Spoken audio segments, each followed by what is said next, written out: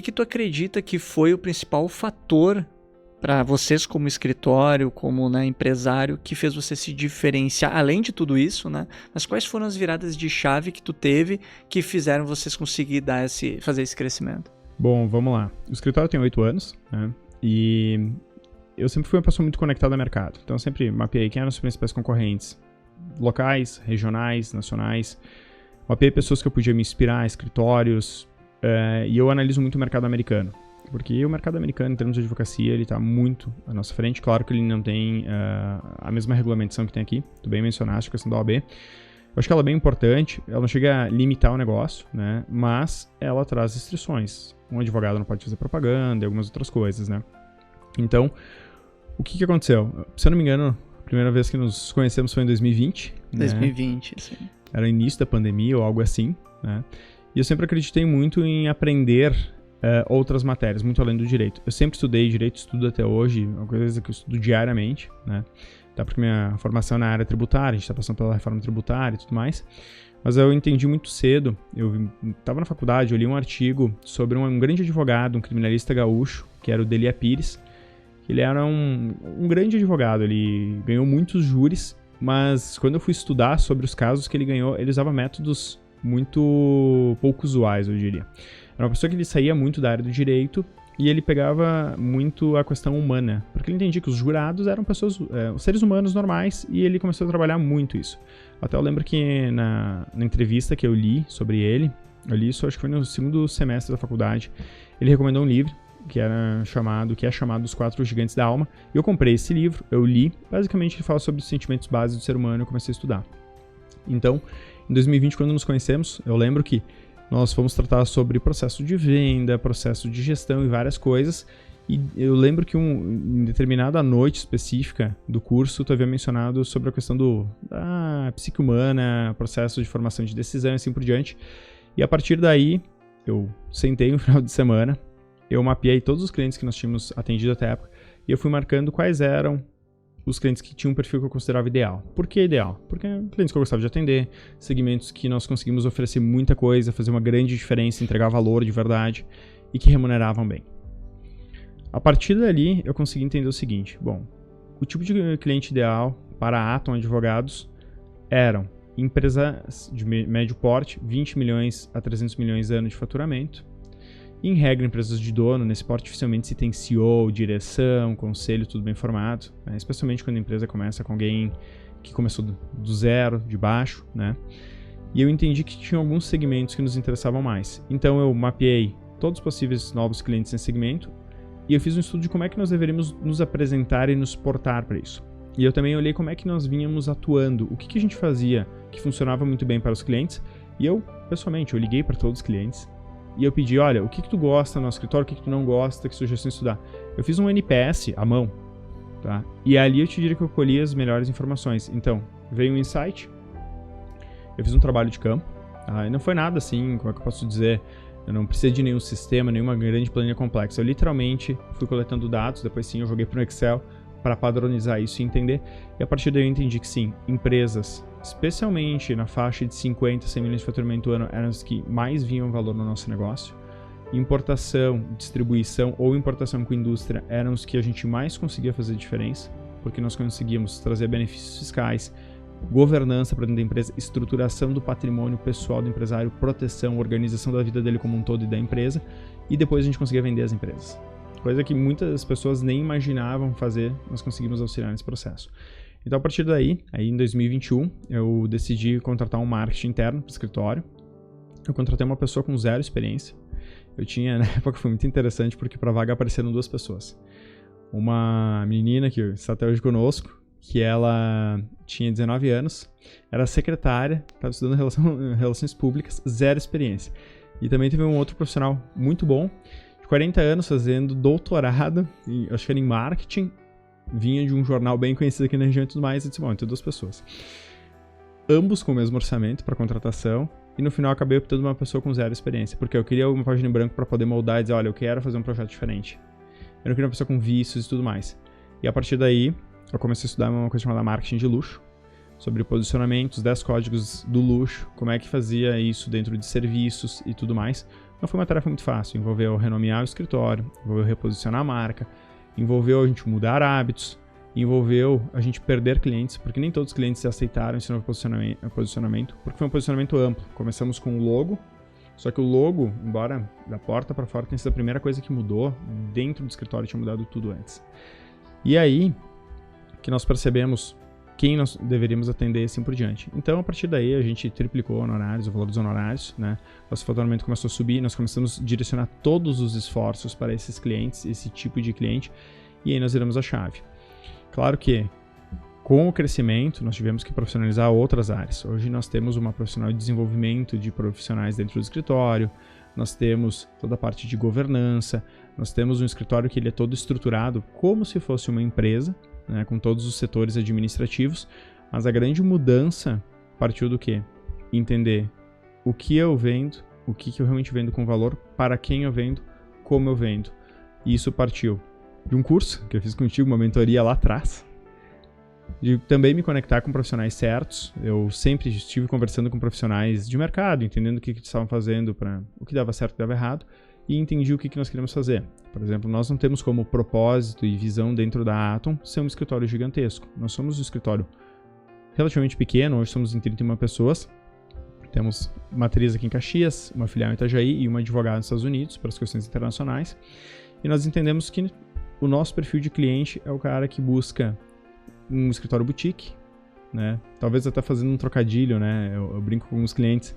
Nós somos aquele restaurante bonito, que o cara leva a esposa para jantar, a luz de vela, toma um bom vinho, que tem uma experiência magnífica, não vai só pela comida e tudo mais.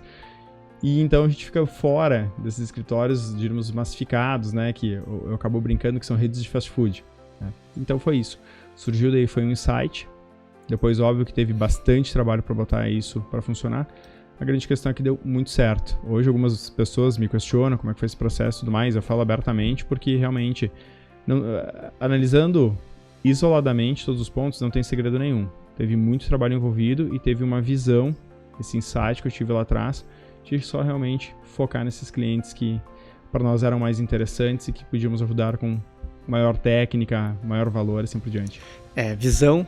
Eu levo muito visão, que é algo que uma mentora minha me ensinou, visão, decisão e ação, né? Tu tem a visão que vem muitas vezes do insight, tu toma a decisão de fazer diferente e fazer, mão na massa, é trabalho duro, né? Não é do dia pra noite.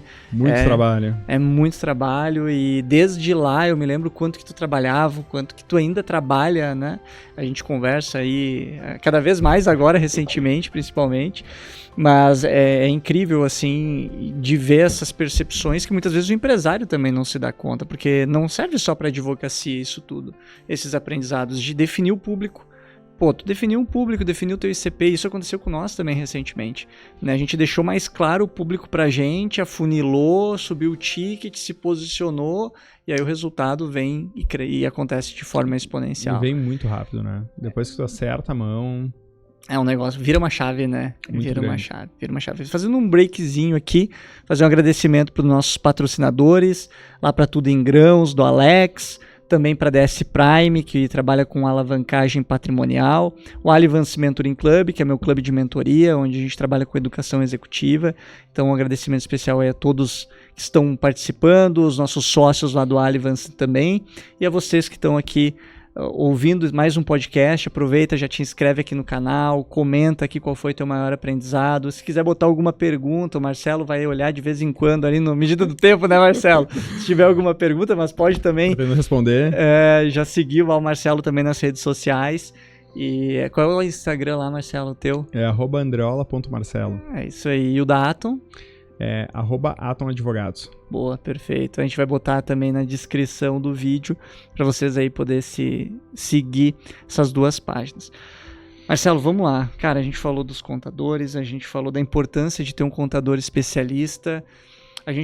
E aí até para mim aqui, né, nessa conversa, eu tô percebendo algumas coisas de negócio que muitas vezes eu também não tô pensando, no sentido de onde que eu tô tendo uma estratégia jurídica para o crescimento do meu negócio, né? O que tu observa, né? E aí, aprofundando um pouco mais nessa linha, advogado, contador, empresa, o empresário, quais desafios o empresário está passando, qual seria assim, o gatilho que ele vai ver e vai pensar, cara, eu preciso do Marcelo.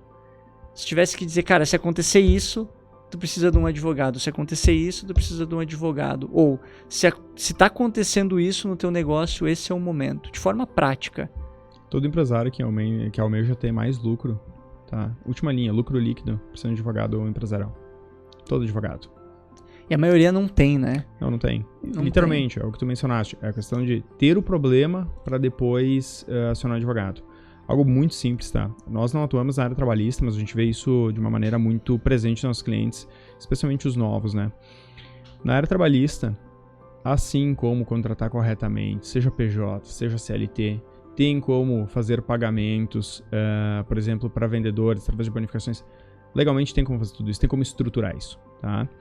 Mas o empresário, ele prefere muitas vezes pagar errado, tomar um processo, ou pior, uma ação coletiva do Ministério Público do Trabalho, para ter que contratar um advogado, para depois se organizar. O custo de se organizar antes, eu diria não é nem um custo, é um investimento, é muito mais barato, evita problema e vai evitar qualquer tipo de processo ou problema? Não, mas reduz drasticamente as chances. Então, assim, todo empresário que almeja se profissionalizar, talvez essa seja a palavra-chave, toda empresa que imagina crescer e que queira se profissionalizar para alcançar grandes resultados, tá? Ela precisa de um advogado. Hoje, na Atom, quando alguém nos chama, né, nosso trabalho funciona basicamente por indicação, né, e a gente antes de aceitar qualquer cliente, a gente faz uma reunião prévia de qualificação desse cliente, para entender quem é ele, qual é a empresa dele e onde é que ele quer chegar. Porque se for um cara, né, um empresário ou uma empresária que não tem um sonho grande, uma grande ambição e não quer se profissionalizar, para nós não é o perfil de cliente ideal. A gente indica algum parceiro advogado e tudo mais, mas a gente não vira parceiro desse tipo de gente. Por quê? Porque esse cara ele não vai ver valor no que a gente faz, qualquer proposição vai ter uma grande resistência, porque ele não entendeu que no Brasil é necessário ter a burocracia como um ponto estratégico para o negócio alcançar um outro patamar. Eu tava lá e te vendo falar isso, me lembrei do evento que eu fui lá, né, da Atom, e a história da cliente, que vocês ajudaram, que, enfim. E desses 8 anos, né, pegando ela como um caso, mas qual foi o caso de sucesso que vocês tiveram, que vocês viram assim, cara, aqui o cara tava em qual situação e qual foi a transformação que vocês geraram, assim, que tu diz assim, cara, esse caso aqui foi extraordinário, o cara pagou a conta 1000 vezes. Então, vamos lá. O caso mais marcante até hoje na minha trajetória foi um caso que aconteceu em 2018, que houve uma guerra de combustíveis aqui na região, não só na nossa cidade, na região. E essa guerra por preço de combustíveis foi bancada pelas próprias distribuidoras. O que aconteceu? Chegou até nós um cliente, uma rede de postos bandeira branca, ou seja, não era afiliado a nenhuma dessas grandes redes, Shell, Ipiranga e assim por diante. Só que esse era um cara que ele era muito agressivo. Como ele tinha bandeira branca, ele conseguia comprar muito barato. Quando você trabalha com commodities, o lucro está na compra, né? Então isso é algo que o empresário tem que saber. Esse cliente em específico, ele descobriu isso, ele comprava muito bem e ele conseguia praticar preços mais baixos. Até que, o que aconteceu? Outras redes de postos aqui, que eram bandeirados, né, eles estavam bastante satisfeitos, porque basicamente o que o nosso cliente à época fez foi: eu vejo que tem um posto no bairro, que ele pratica preços altos, eu vou abrir na frente dele uma concorrência. Literalmente, ele fazia isso, é extremamente agressivo. Isso é lícito, livre concorrência. E essas redes começaram a buscar apoio nas distribuidoras, dizendo: olha, eu sou obrigado a comprar de ti o combustível, porque eu sou um posto, aspas, o termo é bandeirado, e eu não consigo competir, porque o valor que tu me vende está muito acima do dele. Pois bem, chegou um ponto em que algumas grandes distribuidoras se uniram para subsidiar uma guerra de preços. Caramba.